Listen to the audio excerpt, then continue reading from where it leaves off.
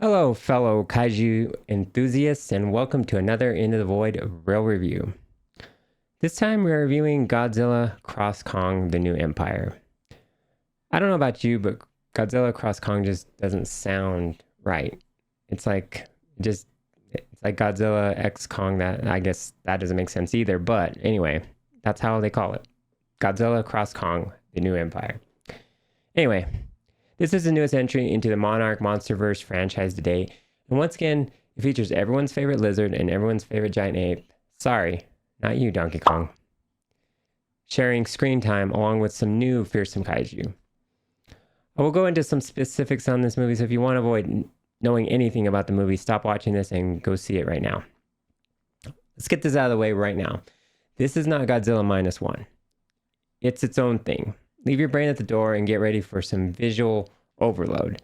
Suspend all manner of disbelief and just go in to have a good time, because the more you think, the more this movie unravels. This is a popcorn blockbuster streamlined for nothing more than showcasing giant monsters destroying all manner of civilization that would make The Walking Dead proud. No humans living within miles of these monster fights, I tell you. So yeah, there's plenty of monster, aka monkey mayhem in this movie. It oddly made me more excited for the new Planet of the Apes movie that is coming out soon.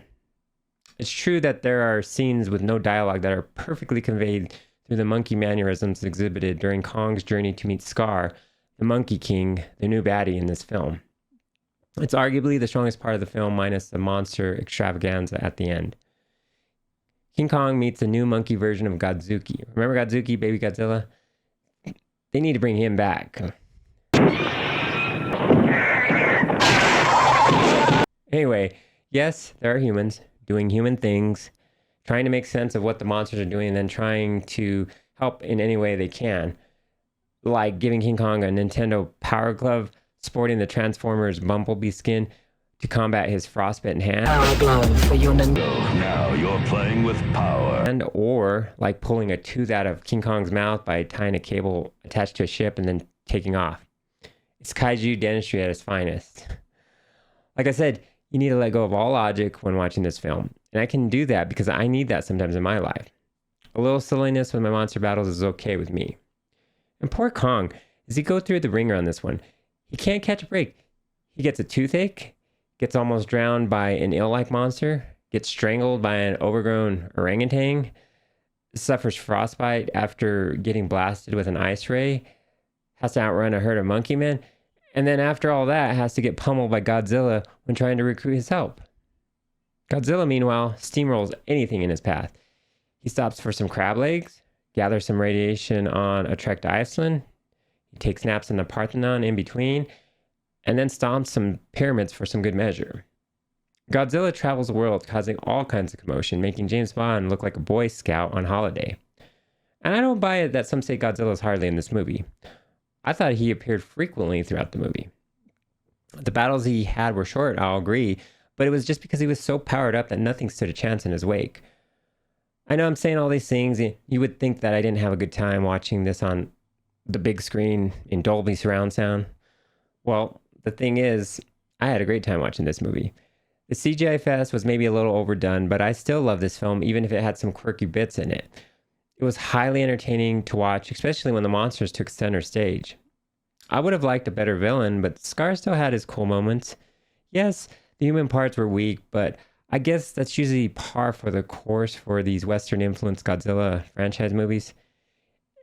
It can be done better, of course. Godzilla Minus One taught us that, but there's room for this kind of Godzilla as well. The early Toho films are proof of this. And what is up with the music in this movie? To be fair, I liked the starting and the ending song in the movie, but everything in between was bollocks.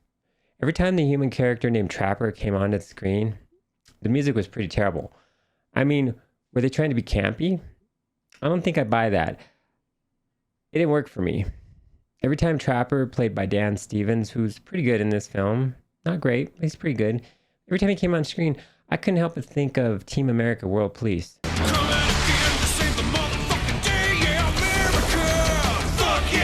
Remember that? You could have just put those puppets on screen with the monsters and you would have had something truly special. No, I just kid. I did like the little girl who was reunited with her tribe, and the dynamic that was created with their foster mother. All the time you're thinking, will she or will she not stay with her people, or will she stay with her mother she has only ever known, Eileen Andrews, who's played by Rebecca Hall. By the way, is the only human character that actually brings some heart, along with Kaylee Hoddle, who plays Gia the girl who can speak to Kong from the previous movie. Those are the standouts as far as the humans in this film.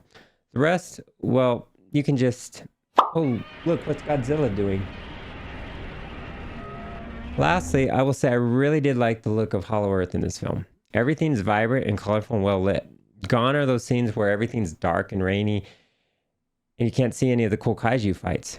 King of Monsters? Yeah, I was talking about you.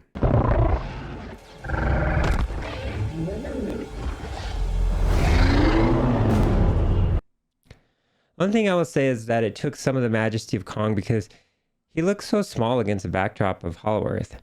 Then again, it can be said that this only shows that there are things much more gargantuan and fearsome within the confines of this world beneath the crust of the earth. That gives Hollow Earth a much more mythical feel, making you wonder what once lurked or still lurks within its prehistoric domain. Overall, I really did enjoy Godzilla x Kong: The New Empire. It managed to entertain me throughout, and it took me back to my childhood days of watching the Toho-verse Godzilla movies on TV so many years ago, and that's not necessarily a bad thing. I give Godzilla x Kong: The New Empire an 8 out of 10. Go see this movie, have fun, and don't think too hard. See you again when we venture into the void.